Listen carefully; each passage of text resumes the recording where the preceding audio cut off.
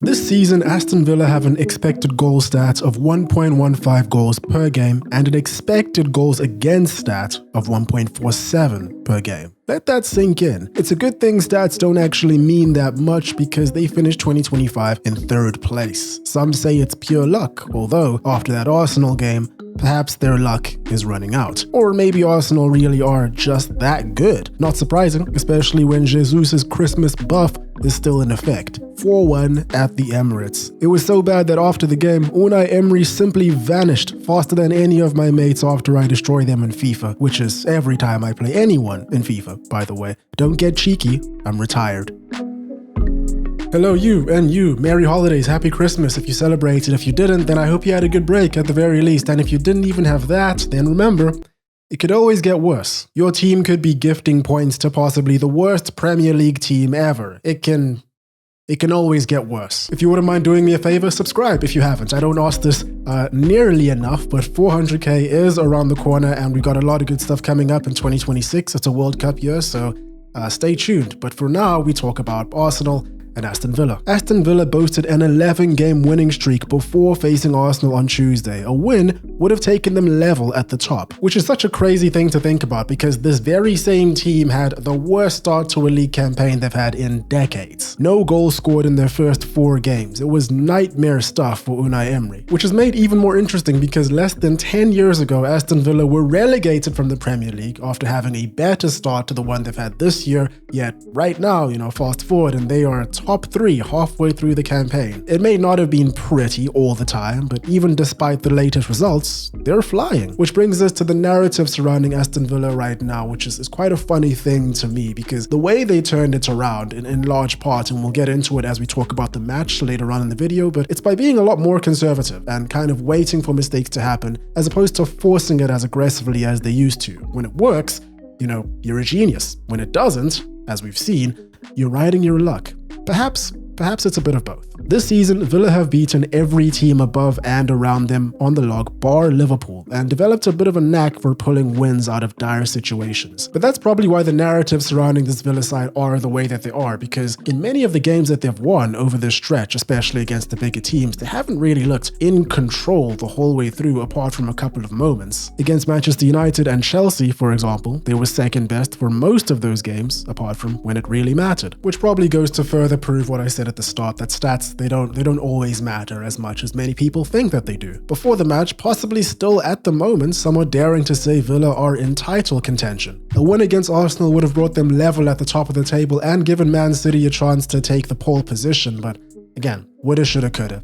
Doesn't really matter at this point, does it? We've spoken about Arsenal a lot this year because why not? You have this feeling that this year has to be their year, and I know we do this all the time, yearly at this point, but I don't know. I feel like if they don't win something major this season, 4 years now, into this great form of theirs, almost 6 years, into the Arteta project, and I think that if things don't work out the way that they want them to, a Champions League or a Premier League, I think at minimum one of the two, I'm not sure if this team is going to be able to pick themselves up and push in the way that they need to really go again and again. Arsenal already showed me long ago in the season that they should be taken seriously. I know a lot of people are still kind of on the fence in terms of that, just based on history alone, and you can't really blame them, but for me, if they're able to perform like they did against Villa, a team that is kind of a bit of a bogey team for them, then I don't see them not going all the way. In the last 5 games between the two teams in the league, Arsenal only managed to win once, and in this one, they scored 4. So let's finally talk about the game itself, and then we'll go into some league-wide context after that. Arsenal were missing Declan Rice, which is obviously a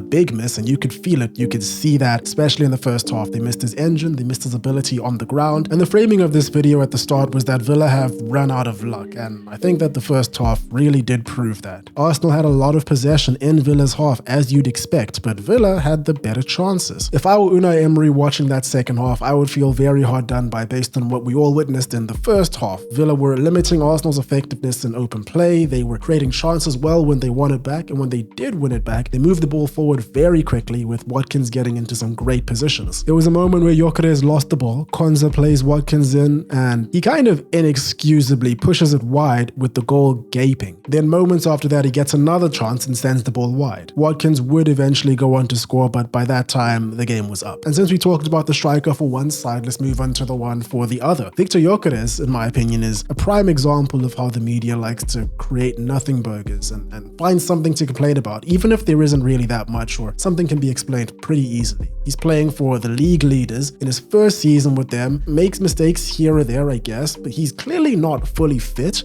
match fit. He's returning from an injury and some absences, but I feel he's clearly a good number 9. Yet everything you hear about him is as if he's supposed to replicate his sporting numbers, and if not, he's a bum. Look, I'm not saying that he's not leaving a bit to be desired, and from a personal perspective, he could be doing slightly better, but I feel like it's not as black and white as some may want you to feel. It's somewhere in between. He did miss 2 headed chances in the first half, but Arsenal as a whole were slow, predictable, and a bit stuck in front of Villa's structure. And I guess after that, what happened can only be described as the halftime talk to trump all halftime talks. Edison invented the light bulb. I know for a fact that it went like this. I just have no proof. Of course, there wasn't just that. Andre Onana was Andre is not even my name, mate. Injured at the end of the first half, and when he did not return for the second, the floodgates opened immediately. It was actually comical how quickly they opened. Villa's midfield just could not handle Arsenal's pressure. McGinn was struggling after replacing Onana, and it was just tickets from there. 48th minute, Gabriel corner.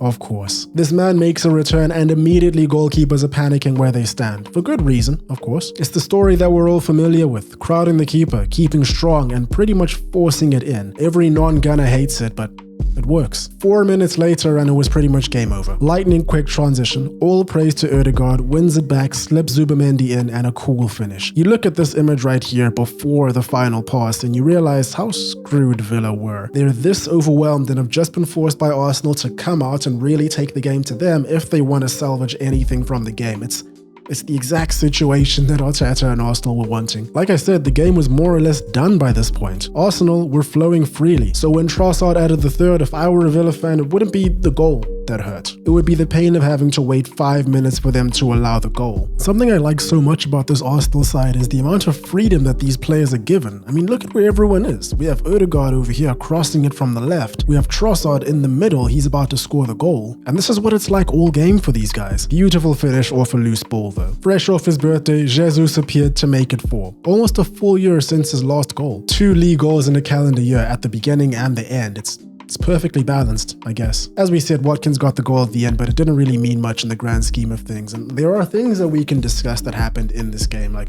for example, Mikel Merino pulling Rodgers down when he was already on a yellow card, probably should have been sent off. And of course, those complaints are valid, but they wouldn't change the results, I don't think. Villa were just simply outclassed. Arsenal sent the league a clear message with this one. It was a statement victory. 5 points clear going into the new year. Looking good. And they need to keep looking strong because I just have this feeling at the pit of my stomach that City are revving up and this is far from over. A win for them closes the gap to 2 points again. And we all know what typically happens when they begin to pick up form around this time of the year. Viking music blares throughout the UK non-stop. Villa stay third, and they will do for some time now. 7 points off Liverpool in 4th, who play on New Year's Day. As far as Villa goes, this was a big thumping for them, of course, a really big loss, but I don't know how much this should change for them, you know? Like I said, anything could have happened. Onana could have stayed on. They could have converted a lot of the chances that they had in this game. Perhaps if those things happen, Emery stays on for the handshake. Perhaps not. The conclusions regarding whether they are under or overperforming are still inconclusive. They just came up against a dangerous team, man. Arsenal can win in all sorts of ways. Bro, look at their bench. This is disgusting. When you're able to win so convincingly, meanwhile guys like Eze sit through the whole 90 and Declan Rice can be missed entirely, we collectively all have a bit of a problem. How much of a problem? Well, that is for Arsenal to continue to show us, and I think they can, but let's see. And there we have it. Thanks so much for watching. Subscribe if you haven't. That's all for me today. I hope you guys enjoyed. Hope you're having a great day. Cheers, and I will catch you in the next one.